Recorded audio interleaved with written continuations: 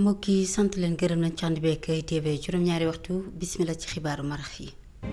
la ci gën a fës bokk na rek ci secteur BTP bi nag diiru ñaari at yoo xamante ni mi ngi jànkonteel nag jafe-jafe waaye nag ñi yëngu ci ciment ñoo ci gën a laale buñ sukkandikoo nekk ci nga xamante ne mooy njiitu syndicat gile jàpp na daal ne ay saafara war na cee juddu ndax ñu tàmbaliwaat lépp lu jëm ci tabax yi nga xamante ni dañu koo dàkkal te nag état bu Sénégal wala leen jox koppar gu toll di det 300 milliards de francs CFA jamono jooju rek ci wàllu pàcc mi nag ay yëngu-yëngu lañ daal di nemmeeku Alliance And Gueusseum di xam ne juróom-ñeenteelu plan d'action bi nga xamante ni dina ko amal diiru ñetti fan yoo xamante ne rek dañu banque seeni yoxoo doore ko niki ëllëg ak jàmm ci àllarba bi loolee rek ngir daal di xam ne daañu boycotté lépp lu jëm rek ci réunion ak i coordination goo xamante ni état bi mi ngi koy daal di amal bokk na rek ci xibaar yi ci seen assemblée générale gi nga xamante ne rek ñu ngi ko doon amal ci week-end bi leader locaux yi jot nañu tàmbali nag mobilisation bi ngir daal di seeti seenu militant waajal bu baax nag élection locale yi nga xamante ni daañu ko amal daal dina xam ne rek ni investissement bu toll ci 130 milliards de francs CFA loolee dafa jëm ngir rek firndelaat taxawaay gi nga xam ne rek daal dina ci am rek dañ ci ànd ak kii di Aliou Gory Diouf di njiitu mouvement bile ci yile jotaayu xibaar mbokk yi lii moo gën a fës ci xibaar yi niskis ñu di ko gën ci àttal gi am ci BTP bi nag bàyyiwul benn yoon ñi nga xam ne rek ñooy liggéey ci wàllum ciment fii ci Sénégal ndax nag bu tabax amul dañu koy doori sax nag laata loolu li nga xamante ne rek moo jëm ci waa DAF di direction bu yor wàllum nag automatisation di defar kayit juddu yi daal dina xam ne rek ni fu mu ne nii tàmbali nañ liggéey bi daañu ko tàmbali ginnaaw ay weer yoo xam ne rek dañu ko dàkkaloon ci jafe-jafe yi nga xamante ne jotoon nañ ko rek daal di nemmeeku.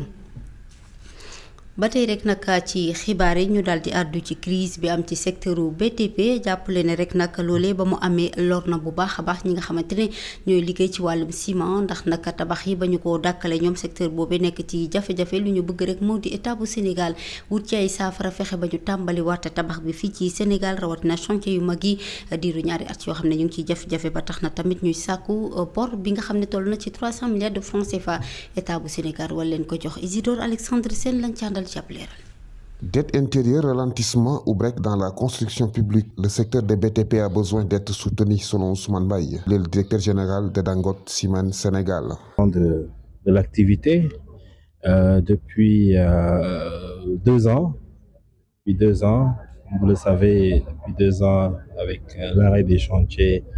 mais aussi la dette intérieure due au secteur a impacté toute la chaîne, parce que nous sommes partie de cette chaîne qui parle de BTP, parle de ciment, mais aussi parle de tous les autres secteurs. Donc on espère qu'une solution soit trouvée. Une situation qui a impacté, selon lui, le marché local du ciment. Peut-être aller au niveau de la NST, regarder la consommation de ciment sur les 3 dernières années, il n'y a pas eu de croissance, il y a une stagnation de la demande. Donc, je pense que ça, c'est un indicateur qui permet de voir. Parce que d'habitude, le marché local du ciment, c'était une croissance qui tournait entre 6 à même 9 à 10% pour certaines années. Donc, sur les 2 dernières années, il n'y a pas eu de croissance. Donc, la demande a stagné. Donc, c'est un chiffre qui montre effectivement que le secteur traverse des problèmes. On espère que cette année, qu'il y aura une reprise et que tout simplement les entreprises, pas seulement les entreprises, mais en tout cas tous les gens qui tournent autour de ce secteur puissent reprendre normalement leur activité. Le président du syndicat des professionnels des industries du ciment salue la résilience des acteurs du secteur. Il reste optimiste du processus de mise en place du nouveau code des mines. mi ngoog ñu wutali ca caaro yi foofu nag maire ba rek nga xamante ni mi ngi ci diggante mémoire di delloo njukkal ci ñi nga xam ne taxawu nañ ni ci jafe-jafe environnement bi nga xam ne daf leen a sonal waaye kii di Abdoulaye Timbo daal dina ko dimbale ba tax na rek nag mu koy delloo njukkal di ci woote nag état bu Sénégal ñu def nag comme kooku fexe ba ñu jëlee fii pollution plastique bi nga xam ne am na ci Bédou Anne moom El Mamadou Ndiaye moom mooy maire bu Thiaroye-sur-Mer ñu teewlu ko ci micro Cheikh Maguette Mbaye. Pourquoi sargal parce que dañu seppi ci sunu biir ay nit ñoo xamante ni seen taxawaay ràññeeku na mais ki nga xamante ni guddi gi tey moom lañ doon màggal muy Abdoulaye Timbo. Pourquoi Abdoulaye Timbo dëkkul Thiaroye mais man maire de la commune de Thiaroye ku nekk gis na ne am na ay réalisation yu ñu def ñu ci bëri dañuy wax ne kii réalisation yi muy def ak budget fi mu toll fan la koy jëlee ma bëggoon xamal askanu Thiaroye que ne loolu suñ ko mënee c'est parce que dafa am ku ñu si jàppale tey Abdoulaye Timbo dafa jàppale Thiaroye ba ñu mën a def li nga xamante ni moom la ñu def beneen bi mooy ni mu ko defee si Thiaroye la ko defee si commune yëpp pour suivre Thiaroye xam ne ñun li ñu mën def nañ ko en tant que maire parce que am na fu ñu mën yem am na fu suñu compétence yem tey nag Thiaroye ku ko wax da ngay wax ne benn jafe-jafe la ñu am mooy li jëm ci wàllu cadre de vie jëm ci wàllu environnement boo xamante ni jural nañu ay jafe-jafe ñëpp nag xam lan mooy solution bi lenn la rek muy restructuration boobu nag mënuma ko maire de la ville mënu ko kenn moo ko mën muy état du Sénégal moo tax du ma jóg ci di oowaat état du Sénégal surtout que restructuration Thiaroye dafa nekk un impératif ci li nga xamante ni mooy projet de dépollution de la baie de Hann moo tax ñuy fàttaliwaat état que ne fii ci Thiaroye am na loo xamante ni ñu leen ci xaar boobaak léegi. mi nga ko ñu waxtaanee grève bi nga xamante ne rek transporteurs yi ñu ngi koy daal di amal donte sax ndaje doxoon na diggante ak ñoom ak jëwriñ bi ñu dénk wàllum dikk waaye la ñu ca gis moo di amul benn rek déggoo bu fa daal di am ba tax na rek nag njiitu au conseil di dialogue social di Mamadou Lamine Diante daal dina xam ne rek ni contact bi war a dox diggante nag jëwriñ ak ñi nga xam ne ñoo di liggéeykat yi ngir ñu amalaat ay waxtaan goo xamante ni daal dina tax rek jàmm daal di desuke ba ñoom liggéeykat yooyu fas yéene delluwaat ca bërëbu liggéeykaay gi ñu teewlu ay kàddu Mamadou Lamine Diante jot na jokkoo ak Antoine Diouf. daje nañu ak acteurs yi ba léegi ñoo ngi wëyal suñu médiation ñu jàpp ne tey jii jot na pour que ñu dem ci ministère du travail ci ministre du travail parce que wax ji moom moo yore li ñuy tuddee dialogue social ci biir gouvernement bi donc bi ñu waxtaanee ak seen ministre mooy ministre des transports terrestres et aériens daanaka dafa mel ni waxtaan ci diggante ñaar yu tëx déggoowuñu ñu jàpp ne donc tey jii il faudrait que ministre du travail jéem a jël en charge situation boobu pour que mu trouver une solution parce que moom moo war a mun a woo acteurs yi woo également képp koo xam ne ministre nga te ñu interpeller la ci préavis bi pour que waxtaan mun a dox seen diggante ñoom nguur gi ak acteurs de transport yi pour mun a trouver solution parce que grève bu transport moom bu yàggee dafay bëri ay implications bëri na ay secteurs yoo xam ne bu ñu moytuwul également ñoom dañu impacté ci grève bi donc tey jii jàpp nañ ne ministre du travail moom moo yore solution bi mu woo yëpp bépp acteur mooy transporteurs yi mooy seen ministre de tutelle ak yeneen ministères yi pour ñu trouver un consensus ndax ñu mun a dépasser situation bi parce que mooy commencé métti ci askan bi. Est-ce que yaakaar nga ne fi nga xamante ne ministre des transports amu fa réussite mën nañ ko waxee noonu ministre du travail dina fa réussir. waaw am na ci yaakaar bu baax a baax parce que nguur gi ministre du travail moom la sant ne bépp foo xam ne jafe-jafe am na fa moom moo war a yore lu ñuy tuddee dialogue social maanaam waxtaan bu dox diggante liggéeykat yi ak njaatige wala liggéeykat yi ak nguur gi donc ministre du travail bu jëlee mbir mi mu woo acteurs yi parce que ministre des transports moom mooy seen njaatige mais daanaka moom dafay jéem a xalal yoon rek ministre du travail donc bu demee ci xalal yoon boobu mu am ci ay jafe-jafe yoon la pour que moom ci boppam mu jëbbal dossier bi ministre du travail ndax mu jël ko en charge parce que en réalité suñu mbokk transporteurs yi ci ministère du travail la ñu waroon déposer seen préavis de grève seen ministre de tutelle mën a nekk ampliataire mais dans tous les cas waxtaan nañu ak ministre du travail je crois que normalement dina leen woo ci fan yu néew pour que ñu mën a ubbi waxtaan yu yaatu ci seen plateforme revendicative ndax ñu am tontu pour que ñu mën a arrêter seen grève yi parce que commencé na métti. Mamadou Lamine Diante ji njiitu au conseil di dialogue social maa ngi leen ko doon junj rek ci xibaar yi bokk na rek ci secteur santé bi fas yéene amaat ay yëngu-yëngu lii di ànd gësëm daal dinañu xamle yëgle juróom-ñeenteelu plan d'action bi nga xamante dañu ko amal toftal ci ñetti fan yoo xamante ni dañ ciy banque seen yoxo duñ ci liggéey dooree ko niki ëllëg ci alarba bi loole nag ñu daal di xam ni bu ci toftalee dañuy boycotté lépp loo xamante ni liggéey la wala sax ay réunion de coordination yoo xamante ni ñu ngi koy amal dañ ciy teewlu Issa Gueye mooy secrétaire jot na jokkoo ak Antoine Diouf. bu ñu seetloo yàccaaralu gouvernement du Sénégal ci li nga xam ne mooy livrable yi ñu waroon jox ci accord yi nga xam ne signé woon nañu ko ak moom depuis le 25 avril ak le 10 mai 2022 ak donc dañuy continuer ci li nga xam ne loolu la ñu nekkoon muy radicalisation maanaam toog jàkkaarloog état ne ko duñu def dara li fekk indilwul saafara ci jàngoro yooyu nga xam ne jooy nañu ko loolu nag moo tax ñu tënkoon 9e plan d'action bi te 9e plan d'action bi nag mi ngi nekk ci ñetti ponk bu ci njëkk rek mooy boycotter lépp lu nga xam ne mooy réunion bu nga xam war nañ koo def ak ñi nga xam ne ñoo ñu yëlif waaye bu ñu jógee ci loolu supervision yi maanaam dem saytu liggéeykat yeeg yu mel noonu loolu aussi duñ ko def ñaareelu ponk bi aussi mooy def ay tournée départementale ci Sénégal yëpp dem waxtaan ak militants yi mais aussi yëgal àdduna bi yëpp lan moo tax ñu nekk di grève ñetteel bi nag mooy ay grève yi nga xam ne day ñëw fukki fan ak juróom yu nekk te bi ci njëkk nag ci weeru avril te bi ci njëkk nag nekk di commencer suba di le 8 avril continuer le 9 ba le 10 avril incha allahu grève boobu nag niñ ko nar a tënkee mooy du ñu def lenn luy service minimum maanaam consultation xool ñu feebar ak yu mel noonu duñ ci def dara waaye lépp luy urgence aussi dinañu ko jël. mi nga ko ñu wutali ca Rufisque foofee nag daanaka tool ci $1 milliard ci suñuy koppar moom la daal di jagleel liggéey googee di complexe boo xamante ni wàllum tàggat yaram dañ koo jagleel ca Sébikotane ñu daal di ko lancé tontu gi jëm ci càkkute fi nga xam ne ñu bari ci ndaw yi ak askan wi ñu ngi ko doon rek daal di sàkku loolu dinañ ko rek jébbal fii ak ñaar fukk ak ñeenti weer Rufisque ñoo di ci Babacar Seck.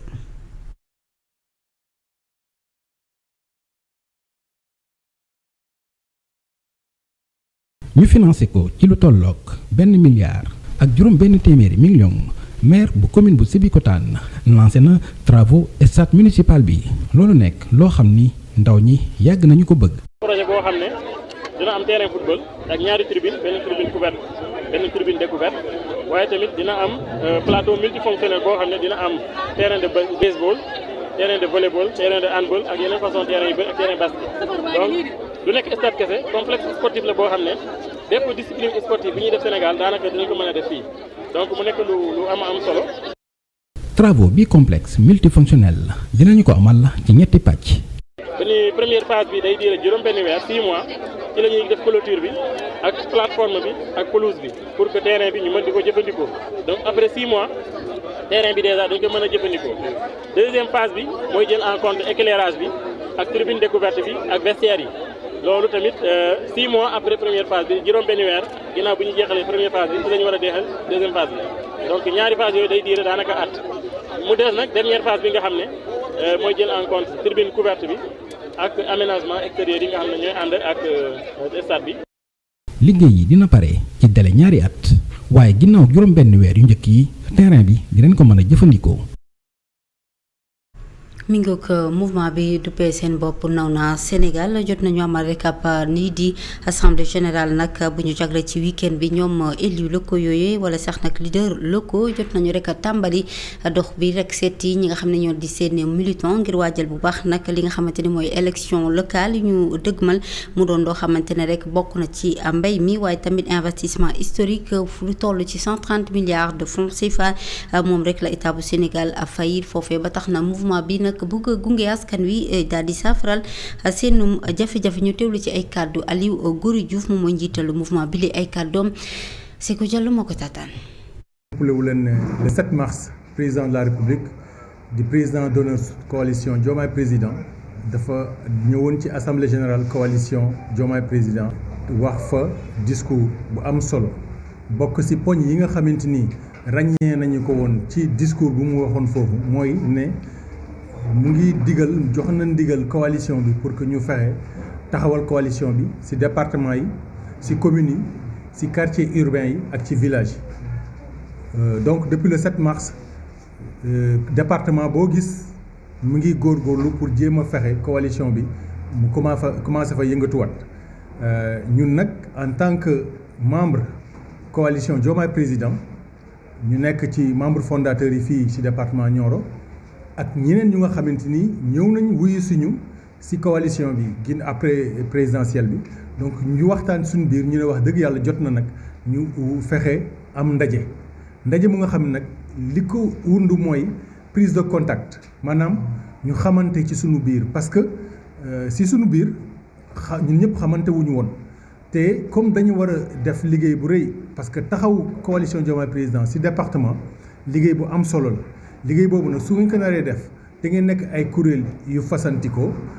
dafay laaj ngeen daje ci seen biir ngeen xamante mais aussi waxtaan tamit ci lu jëm ci wàllu coalition bi pour que nit ñi xam coalition bi lan moo ko tax a jóg. mi ngoog ñu wutali ca Kër Madiabel nara doon rek nag ab zone industrielle ci wàllum développement économie loolee rek diggante yaakaar ak mbébét bu am solo ñi di nag béykat yi wala nag sàmmkat yi ak transporteurs yi ñoom itam jàpp na loolee dina waaye nag la ca jaaxal mooy ndaw yi ña ngay yuuxu wàllu ak soxna yi si ñi nga xam ne ñooy yëngu ci wàllum transformation locale ñu jox leen jumtuwaay yi nga xam ne war na ndax ñu ci ëpp ci ñoom amuñu li nga xam ne war na ngir ñu mën a wéyal bu baax seenum liggéey reportage ñoo di ceeg Seeku Diallo. zone économique de développement bu Kër Madiabel mën na doon solution ngir rek xeex ñàkkum xëy mi si boobu la dëkk suñu sukkandikoo si opérateur économique yi. kenn mi ngi dox ci li digg doomu fokk mu fay 3 millions yu teg ci ay emploi par jour. su mbir mi doxee ni mu waree sax transporteurs yi danañ ci gis seen bopp. fii amal nañu njëriñ lu bëri parce que ñu chauffeur lañ oto lañ yor dañuy liggéey surtout taxi bagage lañ yor ñoom mu bëri ma ci nii luñ xool yi ñu yóbbu ko mu ñu jox ñu yóbbale ñu dem ñu fay vraiment fii moom su doxee ba dox ñun chauffeur si dañ gis seen bopp transporteur bi sax dana gis boppam ak ñi fi ne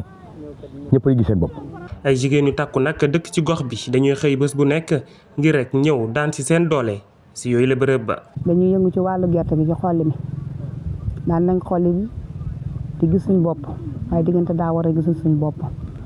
dañuy xëy fii ba wàcc di wàccee ay 300 ay 250 ay 150 xam nga loolu taxul jigéen di génn sa kër di ñëw di liggéey si fii nii ëpp na téeméeri jigéen. waaw bi ngeen ñu doolelee dañ mën a liggéey ñun bu baax a baax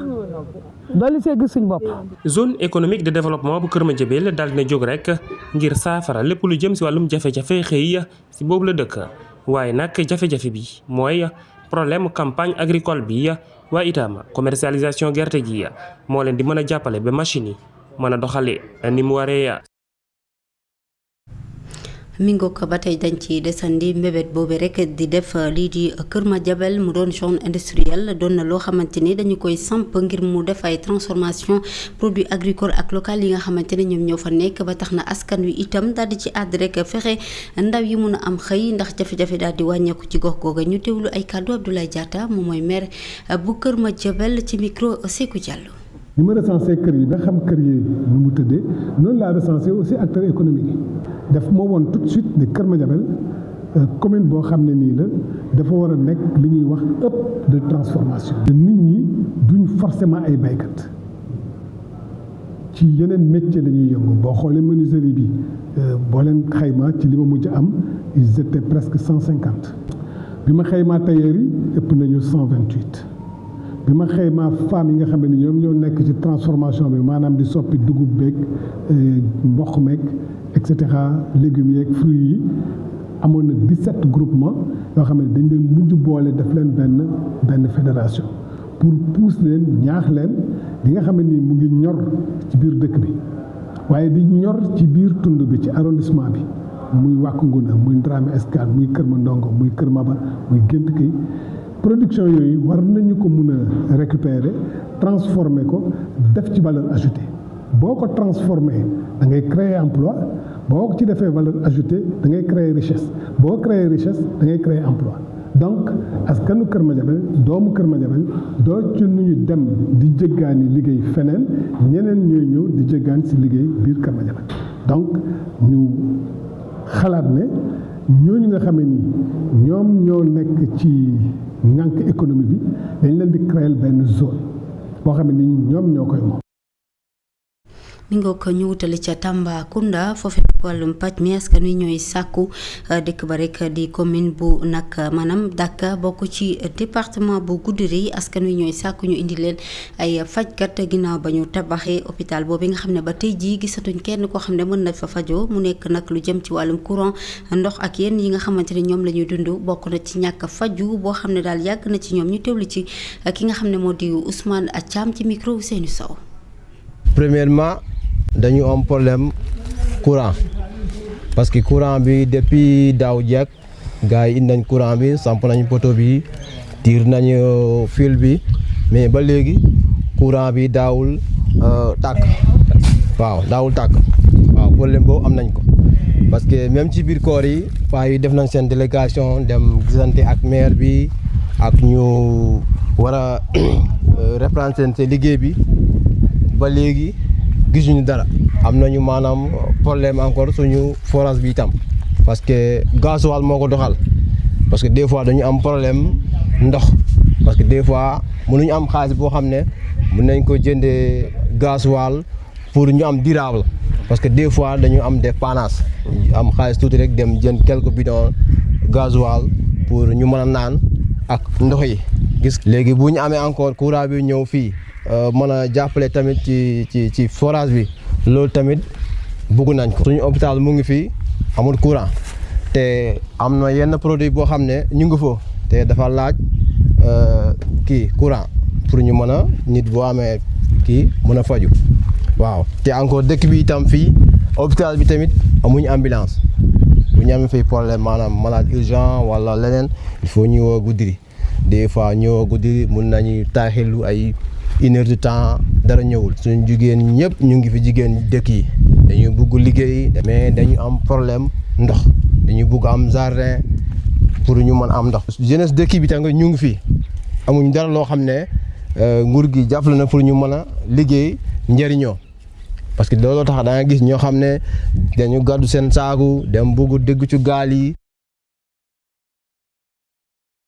festival Salam international bi nga xam ne ñu ngi ko doon amalee ca diwaanu Saint-Louis ren ji solo si rek ñu jagleel ko langue de la terre voix du vivant mu doon nag ab kàllaama boo xam ne am na solo ñu amalee ko diiru ñaari fan ci waxtaan waaye tamit ci conseil lël goo xam ne jagle nañ ko wàllum bind xalaat wecconteeg xalaat ñi nga xam ne ñooy jiite Salam bi nag di gën a ñaax askan wi ñu gën a dooleel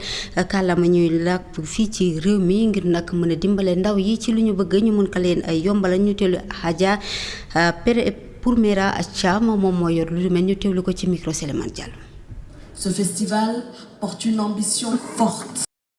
Valoriser les langues. lu ñu dajale fii tey lu am solo la dañuy mën a dundal li nga xam ne moom mooy kàllaama yi nasaraan bi nga xam ni moom la ñuy jëfandikoo waaye tam yeneen kàllaama yu ci mel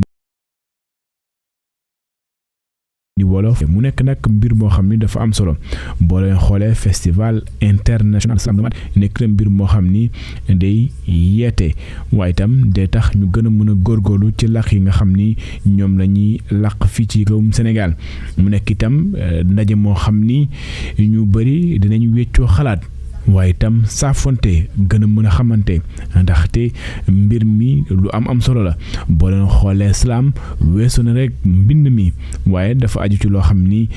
ci wàllum njàngale ci wàllum itam weccu li nga xam nag moom mooy xam-xam loole tax nag ñun ñu jàpp ni lu am solo la lu ñu war a mën a téye la